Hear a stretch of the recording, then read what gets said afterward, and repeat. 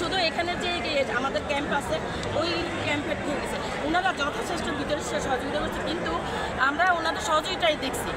প্রথম অবস্থায় ওনারা গার্ডিয়ান যারা ভিতরে বাচ্চার জন্য যেতেছে পাগল হয়ে গেছে তাদেরকে থামাইতেছে, কিন্তু রাতে একটা ভিডিও দেখলাম যে সংখ্যা গণা কতজন মারা গেছে এটা প্রিন্সিপাল স্যারের একটা লিস্ট দিবে হয়তো, ওনাকে নাকি ধাক্কা দিচ্ছে, ছাত্রদের গায়ে নাকি ছাত্রদেরকে নাকি লাঠিচার্জ করছে। এটা কেন ভাই? মানে এটা কেন? কার বাচ্চা গেছে সে জানে যে তার যন্ত্রণা কি? সেনাবাহিনী জানবে? আপনি পুলিশ বাহিনী জানবে?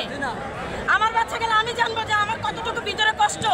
একটা মানুষের 3টে বাচ্চা গেছে, 3টে একসাথে।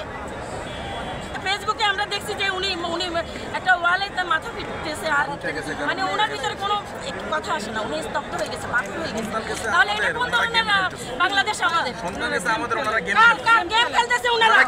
উনি আসে কেন? ওনারা বাইর করেন, ওনাকে বাইর করেন, আইনমন্ত্রীকে বাইর করেন। আপনারা কেন সাধারণ জনগণ একজনকে একজন পিটাবেন? আপনারা আইনমন্ত্রীকে বের করে জিজ্ঞাসা করেন। এই আজকে 1 বছর, 5 তারিখ থেকে অগাস্ট 5, আজকে 1 বছর প্রায়। উনি কি কাজ করছে? উনি যে জায়গায় জায়গায় মানুষ মেরে ফেলতেছে, যেই মারছে তারেও ধরে না, যাকে মারছে তাদের সুবিচারও কেন হচ্ছে না? এটা আইনমন্ত্রী কেন এখানে বসে আছে? ওকে ধরেন, ছাত্রদেরকে বলেন ওকে ধরতে, আমরা ধরবো।